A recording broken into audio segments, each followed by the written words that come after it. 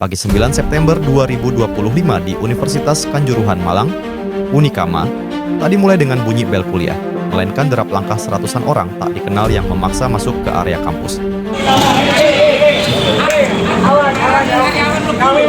Udara dingin Malang seketika berubah tegang. Para dosen panik, mahasiswa berlarian mencari perlindungan. Di balik pagar yang biasanya membatasi dunia akademik, berlangsung sebuah kudeta terbuka.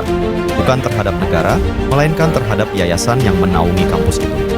Aksi dramatis itu disebut dilakukan oleh kubu Christea Fristiantara, yang mengklaim dirinya sebagai pihak paling berhak memimpin Perkumpulan Pembina Lembaga Pendidikan Perguruan Tinggi PGRI, PPLP PT PGRI.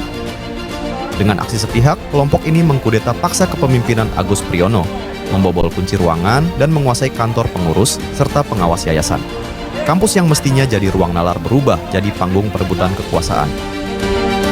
Sangat disayangkan, kampus yang semestinya menjadi lingkungan akademik yang kondusif saat itu berubah menjadi suasana yang cekam, di mana sekitar jam 5 pagi ada segerombolan orang tak dikenal lalu masuk menerobos kampus dan memasuki kantor yayasan secara paksa dengan mengganti kunci. Pagi sampai bahkan 24 jam kampus dijaga dengan orang-orang yang tidak dikenal tadi sekitar 80-100 orang.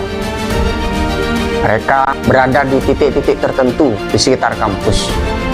Inilah yang kemudian memprihatinkan, miris di saat mestinya kampus ini bebas dari intervensi, bebas dari ancaman dan suasana yang tidak diinginkan, malah berubah menjadi suasana yang tidak nyaman. Kejadian ini dipicu dengan konflik yang sebenarnya sudah menemukan titik temu dengan adanya putusan kasasi pada tahun 2022, di mana ya, konflik yayasan ini telah selesai dengan adanya putusan kasasi yang secara sah dan legal yayasan dimenangkan oleh Pak Sujatmi. Namun euforia penguasaan itu tak bertahan lama. 6 hari kemudian, 15 September, mahasiswa Unikama bergerak bersama. Mereka mengusir sekitar 30 orang preman yang masih bertahan di kawasan kampus dan menuntut agar lingkungan akademik dikembalikan ke fungsinya semula. Tempat belajar, bukan arena kekuasaan.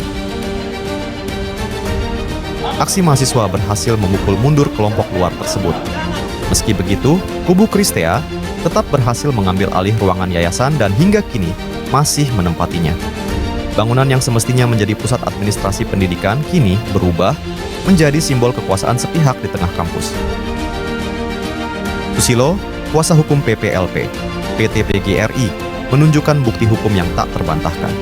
Berdasarkan surat keputusan Kemenkumham A HU 00-1302.A H.0-1.08 tahun 2025, kepengurusan yang sah adalah di bawah Agus Priyono, MM. Putusan Mahkamah Agung nomor 195 K/TUN/2019 sudah berkekuatan hukum tetap. Inkrah. Tidak ada satupun putusan pengadilan yang membatalkan SK Kemenkumham itu, tegas Susilo.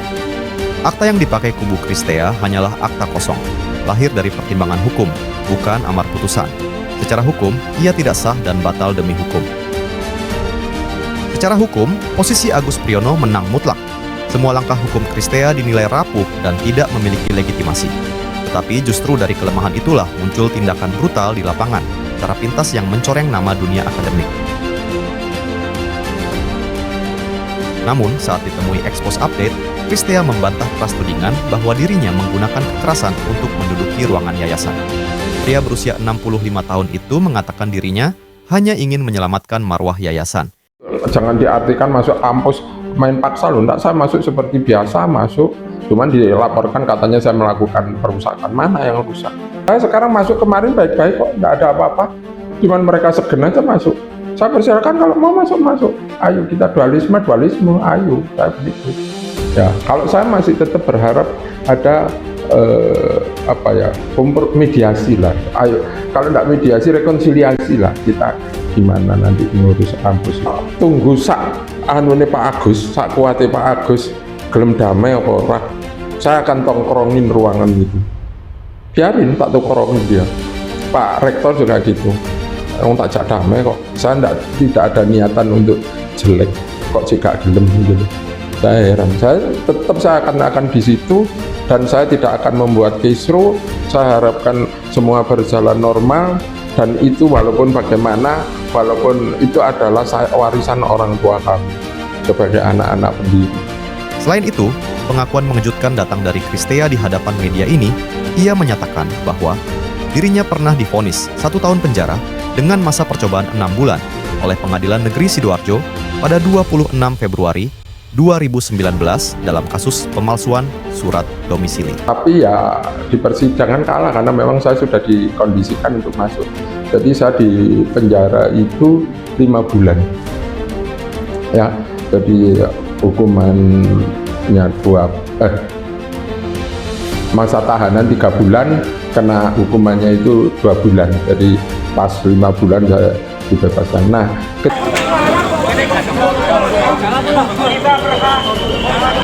meski begitu, kubu Agus telah resmi melaporkan Christea ke pihak berwenang atas dugaan pengerusakan dalam aksi pengambil alihan ruangan yayasan.